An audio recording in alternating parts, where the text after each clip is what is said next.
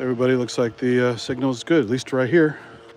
We are Rancho San Antonio, little nature reserve, kind of county park area, hiking spot. There's a little farm nearby here you can walk by. Kids have activities there. They have facilities here. You have a rest area with the bathrooms and such. Lots of joggers up here, lots of some bike riders, some power walkers, and hiking folks like me. And it's not quite ready for umbrella yet. These people have their umbrella up, but it's not.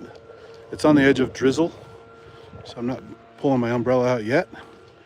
But those of you in the UK, there's a little blue sky there, but this is what I'm looking forward to. Probably some pretty serious rain the next half hour, I would imagine. That's why I have the umbrella. So let's have a look. There you go, Rancho San Antonio. The warnings you got here, and of course you got mountain lion habitat warning, but I've never seen one in my entire life, and I've actually sought them out. I've tracked them. I found their scat. I found their kills. I used to got permission from the park for a while to unofficially kind of track them. Well, this is how windy it was. Like, look at those tree branches. Shit. Some serious wind and storms last couple of days. Anyway, so I've tried every possible thing to see a mountain lion on purpose. But what I discovered very quickly is you cannot see them on purpose. You have to be goddamn lucky, because they're elusive, they're sneaky and quick, and they're ambush predators. So although they can easily take down a deer, they don't have to run too far, and they don't want to miss. So they wait for the deer to come by, jump out of the bushes and attack them, or out of the grass and attack them. They have perfect camouflage with the dry grass, just like African lions do. The problem is that the human encroachment has gone so far here that this is one of the few slightly wild places left in this section of this part of the hills here called the Green Belt. These foothills all the way up to the local mountains, technically called the Santa Cruz Mountains. It's populated all through. So when you get a wildfire through here, or other things, all their houses burn. It's like, well, you put your home in fire ecology territory. I'll talk about that later. But there's an old St. Joseph's College. There was a seminary here for a long time. I used to walk past it from a different access road here, much shorter route than we're doing now. But now they have knocked it down and made it a senior living facility. So on the way into this road to get to this parking lot, I passed, there's a little turn where you can continue going straight, and that takes you down toward the newer development where St. Joseph's used to be. So, as usual, not that I'm a religious person or give a shit about St. Joseph's or whatever, but capitalism wins, housing wins over everything. So they knocked that place down, even though it's been there a long time. A lot of times you get wild turkeys in this field in little groups. You get the mule deer here, also called Colombian black-tailed deer, Otocoileus hemionus columbianus, and beautiful animals, very common around here. If you drive around any of the neighborhoods around here, away from the woods a little bit, but still close enough, you'll see them going in neighborhoods, chewing on shrubs, flowers. They can kind of decimate a yard if you're not careful. All right, I'm starting to get some more rain now. I don't want my optics to get wet. So let's go to umbrella time.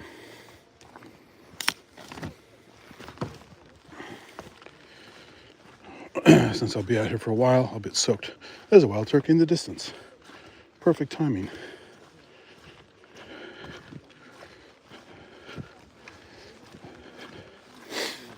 So there's a long ass trail here, basically a fire road to get to the farm, and then past the farm is where the nature stuff really starts. And they have little benches along the way. There's a creek over there. I think it's Permanente Creek, if I remember correctly. There's the wild turkey over there in the distance, making its move to that tree over there. Just a single wild turkey. It's dark and has some colorful head markings, so it might be a tom, which is a male turkey. But as you can see, the body is very svelte.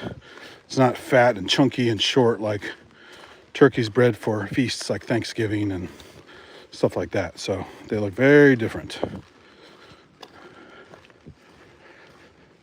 But that's why Thanksgiving features turkey, at least in this country. We have turkey for that kind of stuff and for Christmas because that was the local bird that the Native Americans used to eat as well. So when they sat down for a big feast, that's what they had. Oh, there you go. There's some more turkeys coming out of the brush. There's some of the black dots here as they're starting to meet up. It's a gathering of turkeys. Some in the distance, some running across the field. Looks like they're all going to meet over here at some point. Another one just came out from the right. Is behind this giant bay tree, California bay. not the same as the Mediterranean bay. Much stronger. Has a compound called umbelluone, which is good for anti-pest control kind of stuff. Like you can take a bunch of leaves, make a dog bed out of it, and you can have the dog sleep on it, and it's like a natural flea collar. Fleas and other little bastards will eat up your dog, or you don't like it. It's very aromatic, very strong, too strong for their senses, so they get the hell out of there. So it's an herbal version of a chemical flea collar. So I can't get too far away from this. Oh, I can actually, there we go. So that's California Bay, Umbellularia californica. There's a wild turkey that just jumped over a fence. And they're all gathering here. Fun thing about this area, notice there's not much stuff growing here, even though this has been here a long time. There's a fruit of the bay right there. Right by that leaf. Some of the fruits that fell off. Obviously that's something you would eat. You can cook with this bay if you're making like pasta sauce or some other kind of bay season related thing, but it's a much smaller amount than Mediterranean bay, which is much milder. They also call it headache tree because if you inhale it enough, you can get a headache. It's very strong. Anyway, this notice how they circle around here. The tree, the grass doesn't just magically go up to the circle and stop. Bay and some other plants, like magnolias and stuff, do a thing called allelopathy, where they actually have chemicals they release into the local ground, either from below or from above, and things don't grow very well. They can grow a little bit like this, or in the case of like a magnolia, you see it's totally bare because the has chemical warfare, so the plants don't grow over that and take the water that would normally go to the roots of the tree. It's a nice survival strategy that plants like this have. So pretty cool stuff, but this is what you get here. Just a mild version of allelopathy. Again, more park benches here. People enjoying the turkeys getting so close. You can actually see the red head on this one here.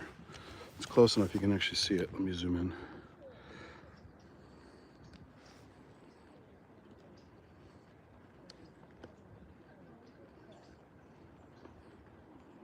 There you go. See, it's got a little turkey waddle there, but it's nothing like the one on the domestic birds that have huge bodies and huge head, but they have that kind of wrinkled nude head, kind of like a turkey vulture has, where it's just wrinkled red skin. Fix my zoom on this thing here. All right. Does that stop? Oh, rain kind of stopped for a bit. Rain's kind of coming and going here. Got patchy clouds. So, better without the umbrella. It's more light. So this road up on the right is the road I used to come in on my bike or walking in here back when the St. Joseph place used to be here. And there's a parking area under the 280 overpass up here to the right. Now it's a road. can no longer drive down there. And I actually shot a student film down here once. I made a slasher movie over the weekend once for my Super 8 class at De Anza College when I was a junior in high school. And we shot a bunch of scenes down there and shot a couple scenes up the hill here where somebody gets stabbed, and a couple shots up the road up there by a water tower. A bunch of random victims getting killed. No plot really, just a quick and dirty slasher movie.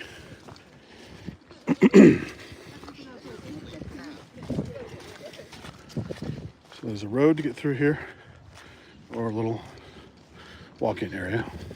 Lots of postings about stuff in the area. Nice big sign that's fairly new. They developed this place a lot over the years. And then they have a trail map you can pick up, which is much fancier than it used to be, in full color. But these are some of the classic signs here. Little brown signs, been here forever. They reprint them, but they look the same as they did like 30, 40 years ago, showing different trail markers and how far. And lots of big coast live oaks around here. That's the dominant tree around this oak woodland habitat. So you saw the bay tree, they're part of the oak woodland habitat. That one back was just a loose bay, but they're normally in clusters along with the oaks and some other trees around here. There's not true native grassland right around here. The only remaining stand is further down the road at Edgewood Park. That's where I get a lot of my samples from my microscope channel. In fact, I get moss off the trees. That's where I get my tardigrades, because tardigrades can be in the water or in damp moss or survive the drying of the moss. You just rehydrate them. All kinds of birds around here. It's a California towhee. Little brown. Not huge. And they have the single pitch note, like a whistle. But they're cute. Just not very colorful. Starting to pick up on the rain again. It's more like a drizzle. So I shot a scene. This used to be bushy grass up here, but I think they've been cutting it down lately a little bit for visibility and fire safety. But right up that hill through some bushy grass, I have a kill scene from my slasher movie. I don't know if I have it online or not. I have to find it. Put it up one of these days. It's terrible. Terrible. No story. Okay camera work I borrowed from some other movies. No sound. Very fuzzy. Even if it's in focus, it didn't look very sharp. And it's Super 8. Super 8 was pretty low budget, low crappy quality anyway. And I had to edit them by hand on a splice block and a little Minette viewer. And you had to basically pretend you knew what you were doing to try and, through the hand crank, get your timing down. It was a good learning experience. Nowhere near as elaborate as Mark Borchardt does in American Movie, where he's trying to make Coven. He calls it Coven. It's actually Coven, but I like the way he says Coven. That black and white 16 millimeter film he's making.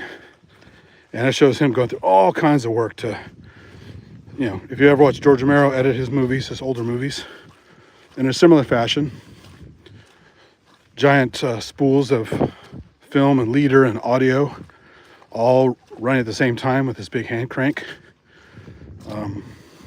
going through the system and marking with a grease pencil all the edit points and all that shit.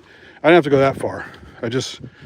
You run it through, you pick a spot, splice block, chop, tape, go to the next edit, next edit, next edit. Run it through again, refine, edit, refine, edit, refine, edit, till you either ran out of time or you get something you really like.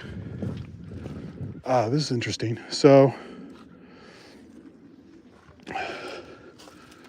the coast live oaks over time get really thick bark, almost like the cork oak. This is coast live oak is Quercus agrifolia, and cork oak is Quercus suber.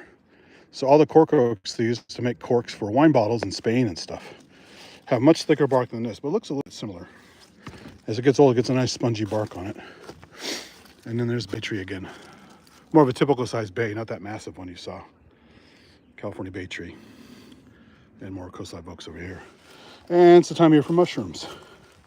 These are already getting tattered from the rain pelting them. So they're not pretty like they were, although this one's just coming up.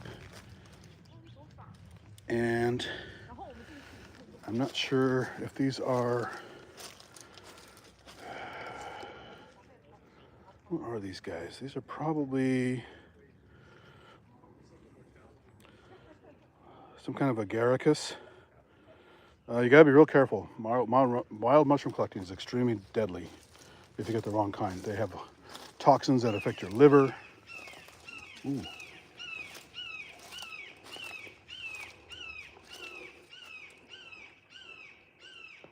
Very nice. Got a local hawk here. Now there are local birds that mimic that sound pretty well, but that sounded like a real hawk.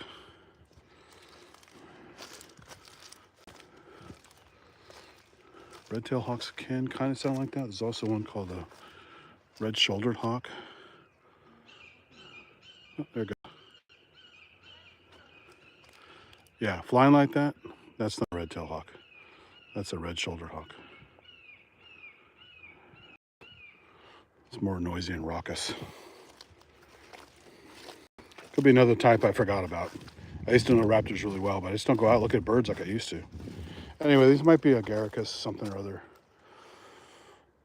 But they're not the kind you would want to eat, especially if you don't really know. And the only way you know is really good field guides, lots of field experience. There's a field chemical test you can do. You can capture them, do a spore print, get the color of the spores, the pattern of the spores, look at the spores on the microscope. Like I said, it's not like, unless you really know, you shouldn't do it. If you don't know, you'll be screwed up real badly. People have been permanently damaged or killed from eating the wrong plant, the wrong mushroom, the wrong lots of stuff. There was a story of a teacher many years ago who took a field trip out looking at plants and misidentified cow parsnips, which is a local plant that grows near water, sometimes, not always. Inviting, like, I'll make a nice salad with that. Well, it's extremely poisonous. And all the students got really violently ill. I don't think any of them died, but they went to the hospital. It was very serious. Other people, thinking they got watercress, have collected water hemlock. And if you know the story of any hemlock, just like Socrates, the classic hemlock, it's very poisonous. And people have died from that, eating water hemlock thinking, oh, it's just watercress. So yeah, you can't go in the wilderness and try to be Yule Gibbons or Davy Crockett unless you really know what you're doing. Go with an expert. Get it vetted first before you just dive in. That snack might be your last, or you might be screwed up for life at least. Not worth the risk. So now we're back to the road. I just like taking this detour because it's more natural. There's a view back to the little grove of... So this area used to be... This was a private ranch owned by landowners a long time ago, and they donated to the city or the county or whatever. So the way these oaks are planted here is somewhat artificial, and some of you notice are quite young. So it's almost like the canary in the coal mine for the community.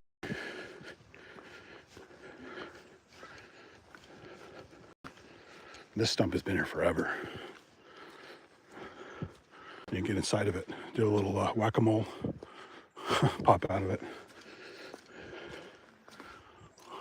Big old hole in there. Little mini creeks, creeklets popping up here and there.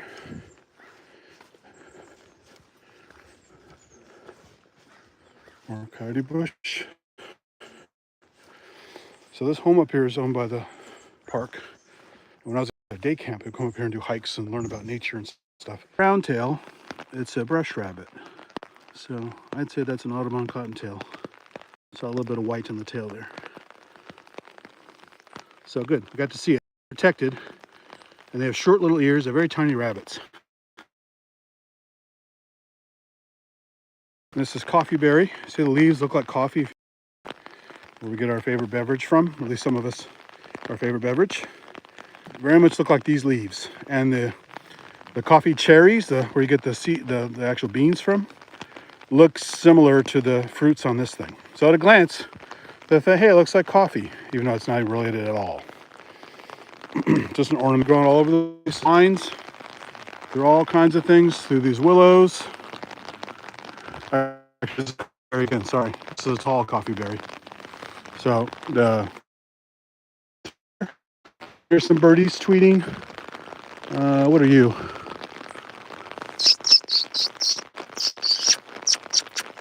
Sometimes come out to get a little closer view.